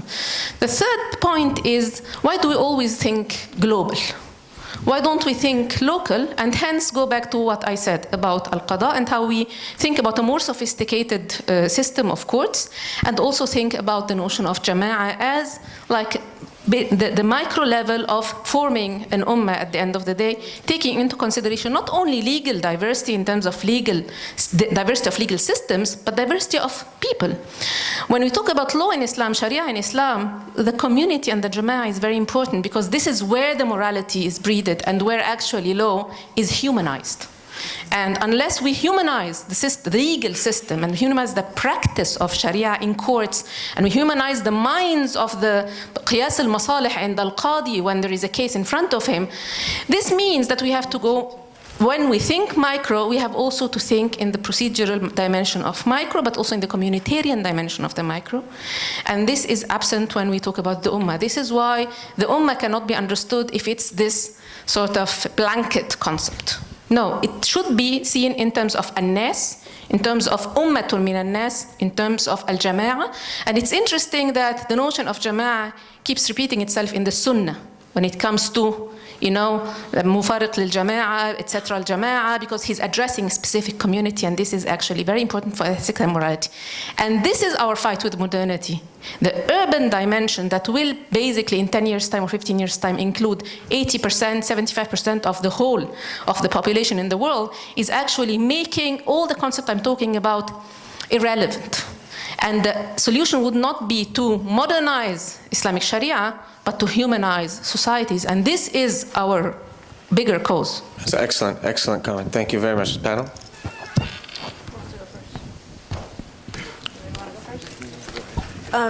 There's a couple that are connected, so I'll just put those together. So I'm glad you asked about the non-religious group. So this is one of the aspects, at least of my proposal as I see it, that has to be updated. So as Dr. Brown said, the state, siyasa state, is quote unquote weak historically. One way to describe that is that they didn't cover very much law, right? It was just basically they did the things fiqh wasn't doing, and it filled in those gaps. I think states are different now. I think there's a lot of things, we do need a larger state, environmental issues, maybe some other larger questions that, and I think people are used to having the state be a little bigger. So my model imagines that there is state law on all the things we're used to. So there would be a family code that then would be decided collectively by the state, by the community, through maybe jama'ah, through whatever they collectively decided is in the maslaha amma of the public. So there's a state law that non-Muslims would have been a part of that conversation, that they would then, that would be the default. If you didn't want to opt out for one of the fiqh schools, you would opt for the state law.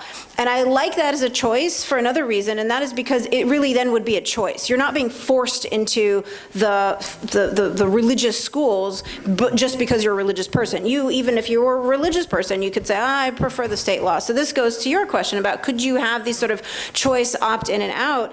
And ultimately, the particulars, I leave to the local countries that would ever implement something along the lines of what I'm describing. I'm not, that's to the political scientists, basically. The details of what kinds of arrangements you have would again be a maslaha question for the society. So I could imagine that on questions of economics and choosing banking or not banking, maybe it would be good to let people choose, or maybe it would cause too much confusion in the society. I don't know enough about economics to be able to make that call, but that could be a choice they make to let people pick. On the question of the Had and the theft story, that's very interesting. Muhammad Fadl has a really interesting article where he talks about, speaking to the human rights community, he says, is it a matter of religious freedom, of my rights as a Muslim, that I should be able to have the Had applied to me if I want it to be? It's a different question if you're being dragged into court against your will, but if I want salvation here, is that not my religious right that human rights should recognize? And so I do think that there's room for that kind of choice. So if there's somebody who is voluntarily wanting the Had applied to them,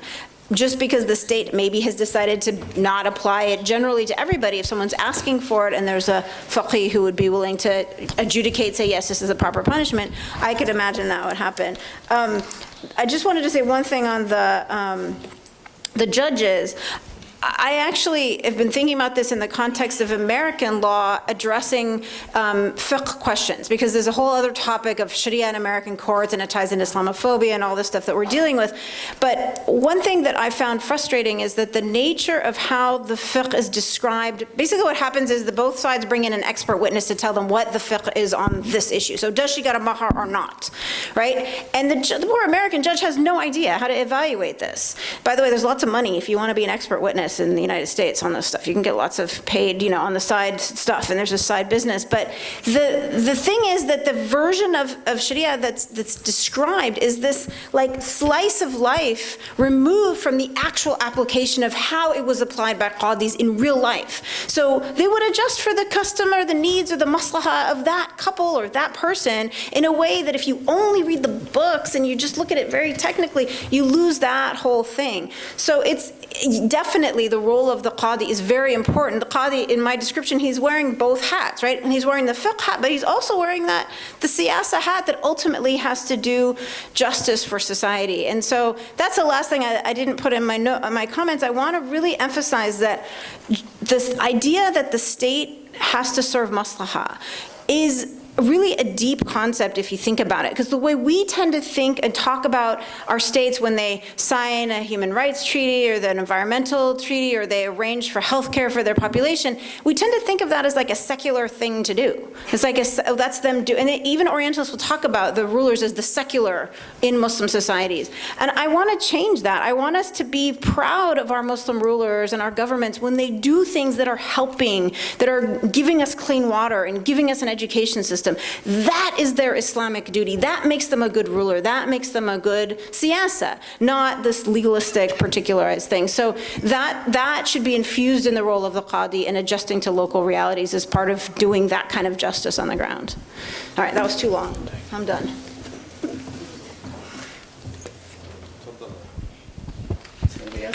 Oh, no. Europeans first. Europeans first. I just had two things to say about, which is connected to the two, I don't know, you had about the notion of justice that you were asking about. You know, of course, we can go very far in the complexity of the notion of justice, and we have different, you know, discussion. I'm just coming from a talk that I gave in the States about, you know, the different notion of justice and equality, and it could be very complex, and we can start by saying, oh, we don't have the same notion of justice. But I would say that I don't agree with this. I can understand that the translation on the ground could be, you know, the implementation, but the major clear principles of justice are quite clear and should be discussed from within our tradition and in interaction with others. For example, when I'm speaking about the equal dignity of human beings, this is the starting point of the equal treatment for men and women. I would go for a deep discussion about the notion of justice in social, within the society when it comes from, you know, men and women, by saying, you know, justice, equal rights here should be something that, so I think that within our tradition there is a clear understanding of justice, and I think that there is really what Rawls was saying when we was talking about overlapping consensus. We have common grounds on so many things, so I would prefer us to stick to the common instead of being lost in, you know, at the periphery of the discussion, to complexify the periphery, not to tackle the center of the question. So I think that this is a problem for me when it comes to very straight question about the treatment of people. You know, that's essential. We have to deal with this. If you are a Muslim and you are from another faith or with no faith in a Muslim majority country, you have the same rights, yes or no? So don't start to turn around. That's a clear question. And I would say yes. So I think that this is why we have to come with a critical assessment of what we said for years. Because I am coming from a tradition where even the notion that you can be an atheist within the society is not even discussed. And we can't just deny the fact that it was not there. It was. That for some you can't. Just what is the meaning of freedom if you don't come to this? So I think we have to be critical with this and understand that that's an essential question. And coming to what you were saying, idealistically it could be very good. Now, I have a problem with this. That, as you know, it's a question of power. Who is going to decide and how is it going to be structured within the society? We are not dealing with, you know, institutions which are without power within the system. And the religious influence here, and the way some of our scholars are dealing within power, and the way the state is instrumentalizing power, is making it something which we have to consider. So I would say that even legal pluralism in this has to be studied in the way of the way we deal with the state power and the way we deal with the power within the society. Because it's not as simple as that to say you can choose between this and that within a society and within the relationship that you have with the power. I think that what we can take out of our tradition and we need to study more is the relationship between state and the ulama, for example. So this is why I very much like the notion of counterpower instead of supporting the power of the state. The counterpower of the legal, it's something that I think it's important. I'm not sure that within the pluralistic society, this sense that you can choose without having a clear understanding of, first, how is it structured, who is going to decide, and how are you going to deal with it from within the tradition? Because you know that this could be distorting the whole notion of being free and autonomous within the society. So I think that it's a fair question about the legal or pluralistic legal system, but I would say that I think it's complex when it comes to the dynamic within the society.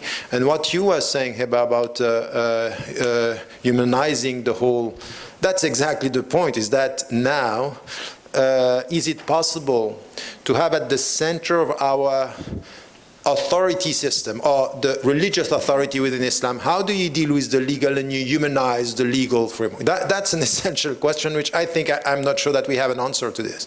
So in which way we can do this? Because once again, humanizing when it comes to the relationship between the legal and power and the ethical and the maqasid and what you are talking about, which is the very notion of ummah, and that's something which is, I don't see it happening today, because what I see, that the main question for the scholar is not how we are humanizing, it's how we are going to be formalistically more faithful to the legal, and it's exactly the opposite. I would say it's exactly the opposite of what you are talking about. I just wanted to make one remark. We're very, very confused people when it comes to criminal punishment. In my country, the United States, our idea of our civilized people, the way we punish criminals, right, is we take them away from their families, we put them out in the middle of nowhere so their families can't see them, and we take away from them the one thing you cannot give back to a human being, which is time. Okay, and we put them with other criminals, so they'll almost certainly become worse, right? And we use them as slave labor to make stuff for us, okay? And then when they're out, they're not allowed to vote, and they can't get a job. So they're politically and economically dead. And by the way, when we do want to execute people, instead of doing something barbaric like shooting them or chopping their head off, we pump them full of electricity until their eyeballs pop out and their skin catches on fire, okay? If you want to read good books on American criminal punishment, read Anne Marie Cusack's book, Cruel and Unusual, and the book, I forget the name of the author, he's a professor at John Jay College of Law, In Defense of Flogging. In Defense of Flogging, okay?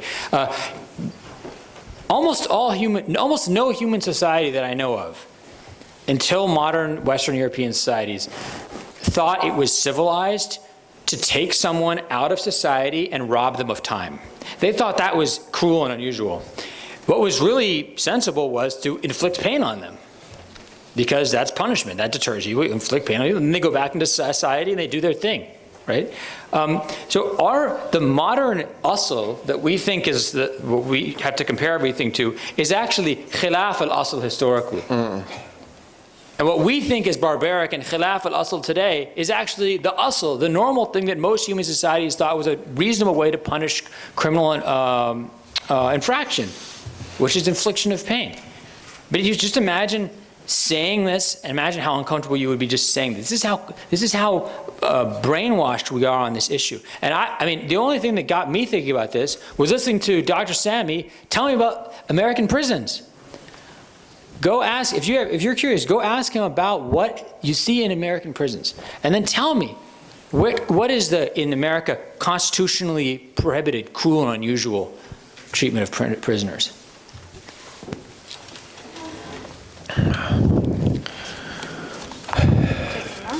I think we're going to do one more, if that's okay with everybody. Okay. One more question, singular. Is that okay? Okay. We're going to do the sister right here. Go ahead.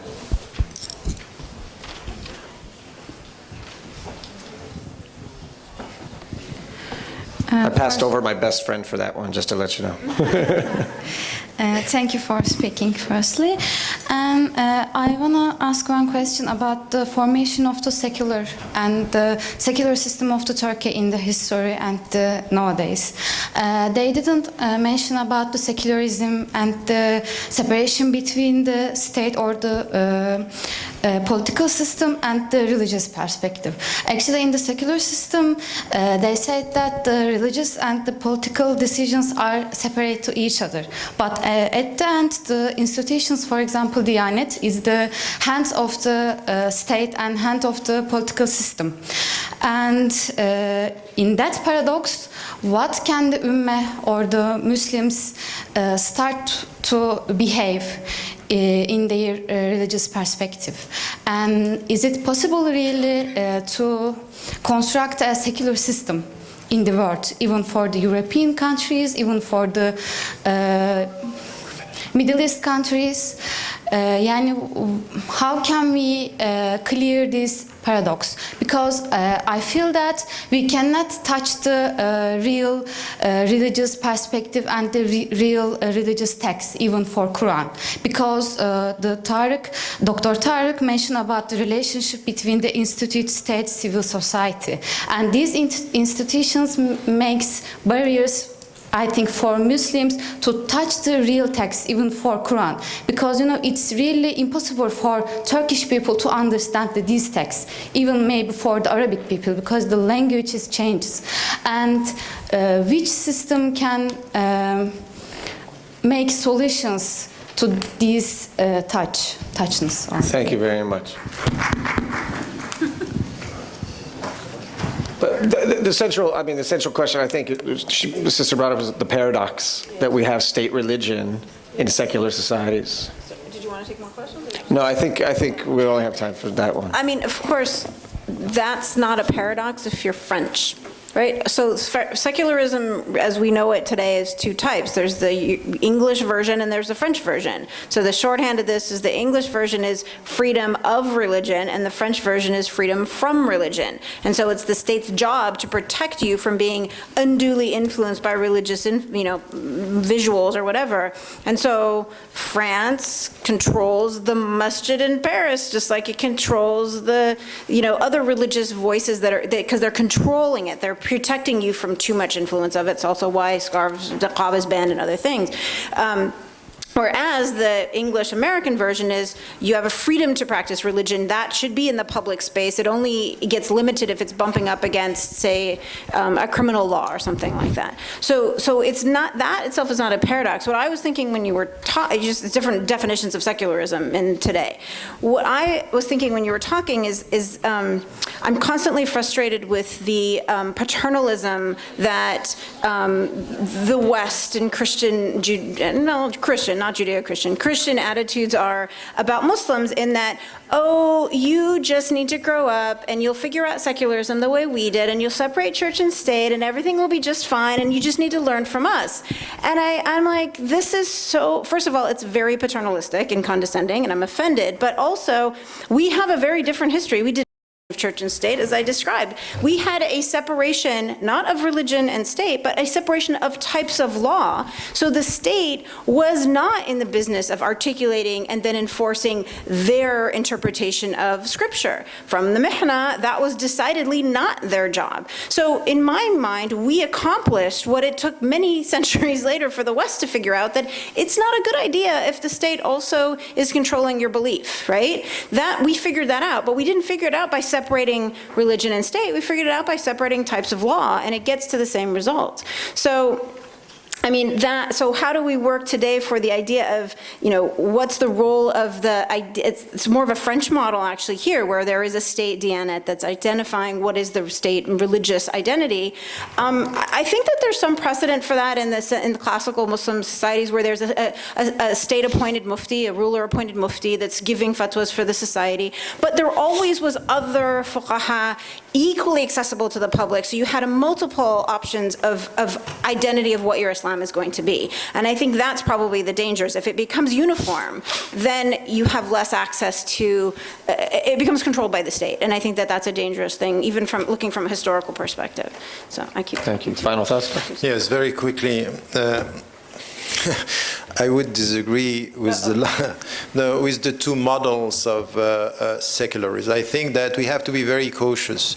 The French one, the way it's perceived or promoted by the state, is not the reality of. We have lots of intellectuals in France saying that's not at all what the French secularism is. This is what the state is saying, or some political forces now, because you have lots of intellectuals who are saying not at all. It's just secularism is about, diversity of religions, and you have to treat all the religions the same way. So we have to be very cautious But they're disagreeing with the state's version of it, saying we should have a different version of secularism. No, but what I mean by this is that is not freedom of religion or freedom from religion. Within the very deep French tradition, there is something which is not so far from the understanding of the Anglo-Saxon understanding of in which way diversity was to deal with. And I think that we have to be very clear on this, not to fall into the trap of the ideological discourse on secularism in France. This is one thing, but what you said, and I think it's an essential question, that in our tradition, it's a very deep discussion about what is the relationship between state and religion. That's true. And I really think that we cannot dismiss and underestimate the point that we had understandings within the Muslim, even in political Islam today, or within Islamic trends, for example, in literalism, that in fact it's under the authority of the religious people and the legal framework should be implemented, and this makes an Islamic society and then an Islamic state. We have to be clear on this and we have to challenge this.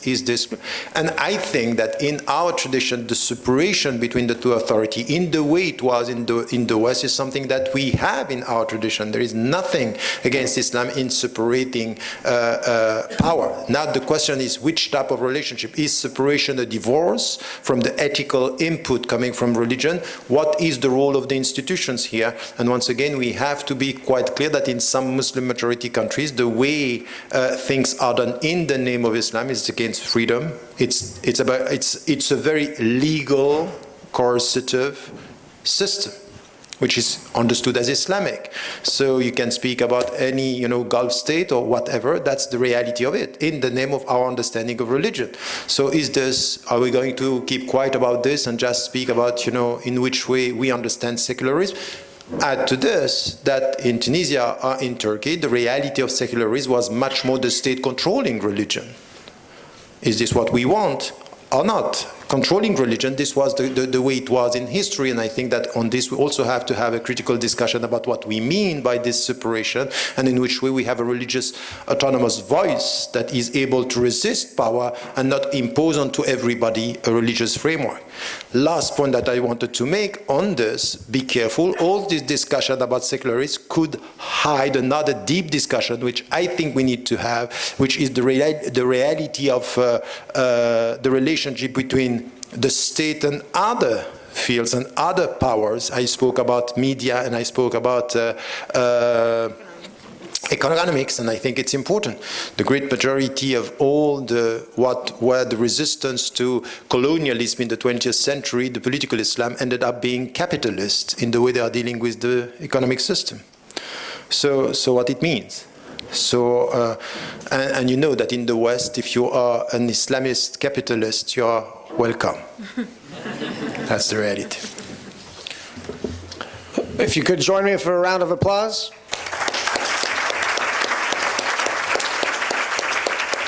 Dr. Sami.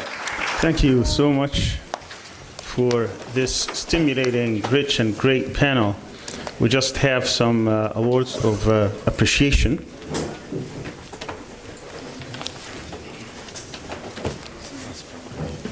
I would have kept...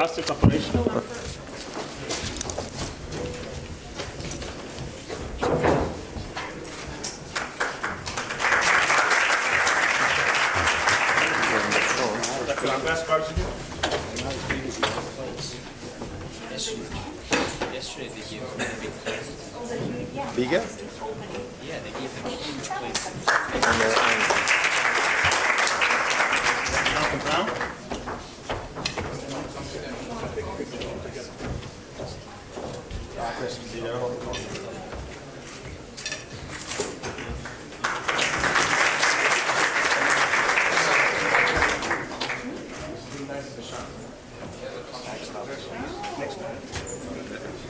Dr. Tariq on the line.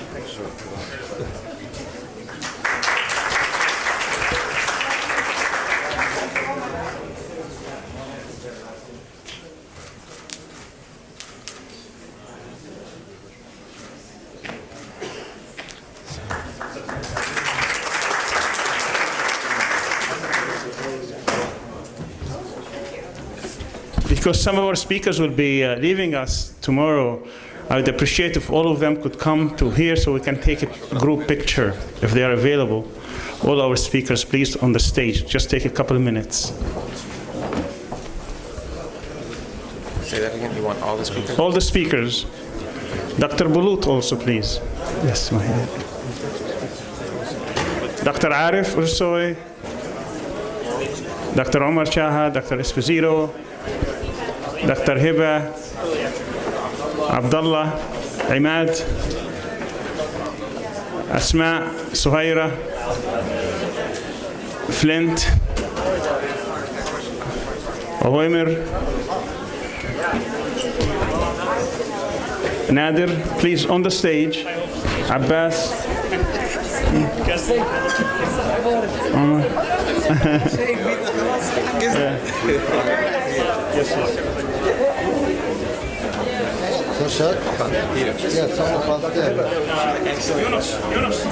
Yunus.